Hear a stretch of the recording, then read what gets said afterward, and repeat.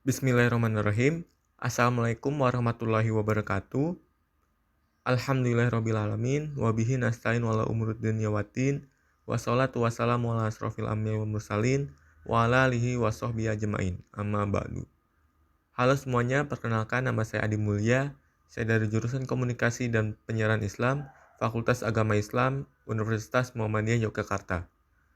Di video kali ini, saya akan meresum materi yang telah disampaikan oleh kelompok 1, kelompok 2, dan kelompok 3 pada mata kuliah Prophetic Leadership. Oke, mungkin kita langsung masuk saja ke materi yang pertama, itu terkait karakteristik kepemimpinan Nabi Muhammad SAW dalam aspek keluarga. Yang pertama ada keluarga Nabi Muhammad SAW. Rasulullah adalah kepala keluarga yang sempurna, menangani banyak wanita dengan tenang, menjadi kekasih hati mereka, pembimbing pikiran mereka, pendidik jiwa mereka, dan sekaligus tidak lupa dengan persoalan umatnya atau mengabaikan tugasnya. Rasulullah sangat unggul dalam segala aspek kehidupannya. Beliau adalah suami yang luar biasa, ayah yang sempurna, dan kakek yang istimewa dalam banyak hal. Selanjutnya ada keteladanan pendidikan keluarga. Yang pertama ada mulai dari diri sendiri. Untuk menjadi teladan, seseorang harus mendidik dirinya sendiri dengan cara menanamkan aspek yang terkandung dalam surat Al-Ahzab ayat 59, yaitu berbusana muslim yang atau berjilbab untuk menutup aurat dan untuk berhias. Memakai jilbab bagi wanita muslim merupakan syariat yang diperintahkan oleh Allah dalam Al-Quran dan hadis. Karena melaksanakan perintah Allah, maka wanita muslim akan mendapatkan pahala. Yang kedua, ada lingkungan keluarga sebagai lembaga pendidikan. Pendidikan dalam keluarga adalah pendidikan keteladanan dari seluruh anggota keluarga yang diaplikasikan dan direalisasikan secara nyata pada setiap aspek kehidupan berkeluarga. Dengan demikian, sentral pendidikan adalah keluarga dan menjadi tanggung jawab anggota keluarga secara keseluruhan. Tidak terbatas hanya orang tua saja, sesuai dengan porsi dalam status dan kedudukannya. Masing-masing bertanggung jawab atas perbuatannya untuk menanamkan kewajiban menutup aurat di lingkungan keluarga. Ketiga, ada pembiasaan sejak dini. Pembiasaan sejak dini dalam menutup aurat merupakan proses penanaman kebiasaan, mengupayakan suatu tindakan agar terbiasa melakukannya, sehingga terkadang seseorang tidak menyadari apa yang dilakukannya karena sudah menjadi kebiasaan. Membiasakan anak untuk bertingkah laku, berbicara, berpikir, dan berpakaian baik akan menjadi kebiasaan yang baik sehingga menjadi teladan juga terhadap bagi yang lainnya. Yang keempat, nasihat. Nasihat ini merupakan suatu metode yang efektif dalam usaha pembentukan keimanan, menanamkan nilai moral, spiritual, dan sosial karena metode ini dapat membuka mata hati anak didik akan hakikat sesuatu serta mendorongnya menuju situasi luhur dan menghiasi akhlak mulia. Dengan demikian, nasihat adalah memerintah atau melarang yang disertai pemberian motivasi atau ancaman. Nasihat juga mengandung arti mengatakan sesuatu yang benar dengan cara melunakkan hati. Penerapan metode nasihat dapat dilakukan secara langsung dan juga tidak langsung. Selanjutnya, sejarah pernikahan Rasulullah. Yang pertama ada pernikahan dengan Khadijah. Ketika beliau pulang ke Mekah dan Khadijah melihat betapa amanahnya beliau terhadap harta yang diserahkan kepadanya, begitu juga dengan keberkahan dari hasil perdagangan, akhirnya dia menceritakan keinginan hatinya kepada teman wanitanya, Nafisah binti Munayyah, yang kemudian bergegas menemui beliau dan meminta kesediaan beliau untuk menikahi Khadijah. Beliau pun menyetujuinya dan menceritakan hal tersebut kepada paman-pamannya. Pernikahan ini terjadi 2 bulan sepulangan beliau dari Syam. Mas kawin beliau adalah 20 ekor unta muda. Usia Khadijah binti Khalid sendiri adalah 40 tahun. Yang pada masa itu dia merupakan wanita yang paling terpandang, cantik, pandai, dan juga kaya. Dia adalah wanita pertama yang dinikahi Rasulullah. Beliau tidak pernah menikahi wanita lain hingga Khadijah binti Khalid meninggal dunia. Dan selanjutnya ada pernikahan dengan Saudah. Rasulullah menikahi dengan Saudah binti Zam'ah pada bulan Syawal tahun 10 Kenabian. Saudah termasuk wanita yang masuk Islam terlebih dahulu. Ikut serta dalam hijrah yang kedua ke Habasyah. Suami sebelumnya bernama Asyafran bin Amru yang juga masuk Islam dan berhijrah bersamanya setelah wafat di negeri Habasyah. Ada riwayat yang menyebutkan dia wafat sepulangnya ke Mekah, ketika dia sudah melewati masa iddah. Rasulullah melamar dan menikahinya. Dia adalah wanita pertama yang dinikahi oleh beliau sepeninggal Khadijah. Lalu setelah beberapa tahun berselang dan menghadiahkan hari gilirannya kepada Aisyah. Dan selanjutnya Rasulullah sebagai seorang ayah. Allah telah memberikan fitrah bagi kedua orang tua untuk mencintai anaknya, menyayanginya dan memperhatikan urusannya. Seandainya tidak ada rasa cinta, bagaimana orang tua bisa bersabar untuk menjaga, merawat, dan mendidik anaknya? Rasulullah apabila putrinya Fatimah masuk ke dalam rumah, beliau menyambut dan menghampiri anaknya, kemudian selain berkata, "Selamat datang, wahai putriku." Kemudian beliau menundukkannya di tempat duduk beliau. Itulah sikap lemah lembut dan kecintaan luar biasa yang mengisi hati Rasulullah sebagai seorang ayah. Untuk itulah kita dapatkan bahwa Rasulullah adalah contoh, teladan, dan panutan bagi semua manusia. Kecintaannya kepada putri-putrinya dan keluarganya adalah sebaik-baiknya contoh. Yang mana Rasulullah bergaul dengan anak-anaknya sebagai seorang ayah, dia memiliki sifat lemah lembut, sayang, tulus, penuh perhatian, dan kecintaan. Baiklah, kita masuk ke materi kedua, yaitu sistem kepemimpinan dalam ranah ekonomi Islam zaman Rasulullah. Yang pertama, konsep ekonomi masa Rasulullah.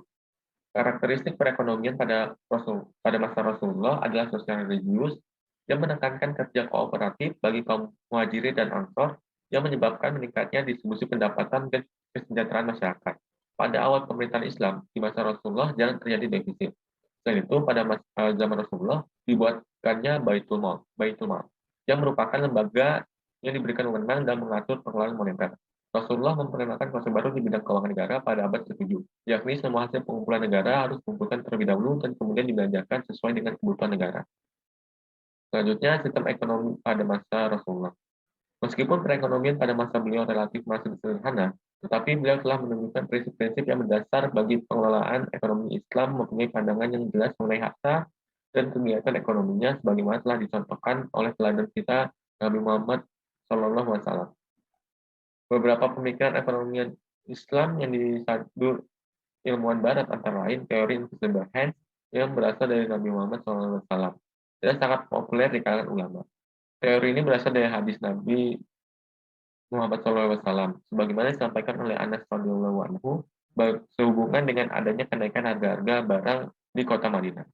Dalam hadis tersebut diriwayatkan sebagai berikut. Harga melambung pada zaman Rasulullah SAW. Orang-orang ketika itu mengajukan saran kepada Rasulullah dengan berkata, "Ya Rasulullah, hendaklah engkau menentukan harga." Rasulullah SAW kemudian bersabda, "Sesungguhnya Allah lah yang menentukan harga, yang menahan dan melapangkan dan memberi rezeki.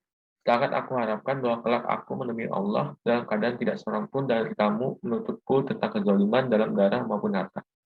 Dengan hadis ini terlihat dengan jelas bahwa Islam jauh lebih dahulu, eh, lebih 1960 tahun, mengajarkan konsep invisible hand atau mekanisme pasar daripada Adam Smith.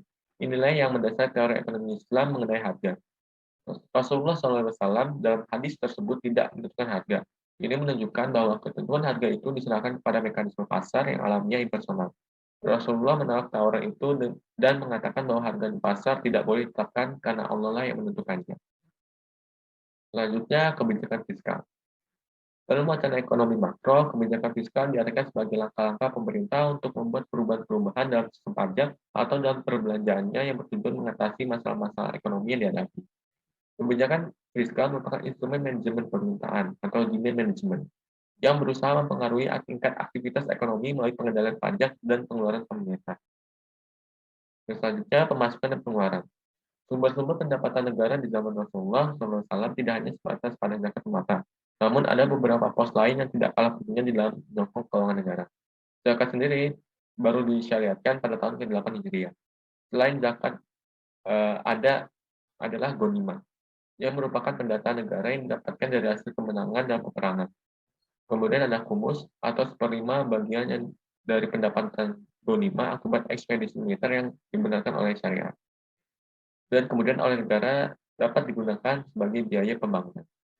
Dan yang keempat ada fai, yang sama dengan ghanimah, namun bedanya ghanimah diperoleh setelah menang dalam peperangan, sedangkan fai tidak dengan penumpang darah atau peperangan. Dan selanjutnya pengeluaran dana pada masa Rasulullah. Catatan mengenai pengeluaran secara rinci pada masa pemerintahan Rasulullah SAW tidak tersedia. Namun demikian, hal ini tidak berarti menimbulkan kesimpulan bahwa sistem keuangan yang ada pada masa itu tidak berjalan dengan baik dan benar. Di zaman Rasulullah SAW, kebijakan anggaran belanja atau pengeluaran sendiri dari pengeluaran untuk kepentingan dakwah, pendidikan, pendidikan dan kebudayaan, pengetahuan dan ekonomi, hankam, kesejahteraan sosial, dan belanja pegawai. Selanjutnya kita masuk ke materi terakhir, yaitu sistem kepemimpinan dalam ranah politik Islam pada zaman Nabi Muhammad SAW. Yang pertama, rekam jejak politik Nabi Muhammad SAW. Kepemimpinan Rasulullah selaku seorang pemimpin dimulai dari bawah sampai atas dan segala penjuru dari berbagai budaya menjadi satu masyarakat atau umatan wahidah yang beriman dan bertakwa. Sebagai sebuah kekuatan, ini nampak pada perang Badar di mana kaum muslimin mampu mengalahkan pasukan Quraisy sehingga memperoleh kemenangan bukan karena suatu mukjizat Nabi, namun lebih banyak karena kepemimpinan Rasulullah yang berhasil menanamkan keimanan, ketakwaan, kesetiaan, dan semangat juang untuk membela kebenaran dan mempertahankan hak selain memperoleh bantuan Allah SWT. Selanjutnya, sistem politik yang dijalankan oleh Nabi Muhammad SAW. Sistem pemerintahan yang dibangun oleh Nabi Muhammad SAW berakar pada konsep al-mujtama al-madani yang bermuara pada sistem nilai yang dikaitkan dengan tradisi al-hanifiyah al-samhah sebagai tujuan siasah syariah yang meletakkan dasar-dasar politik Islam sebagai risalah universal.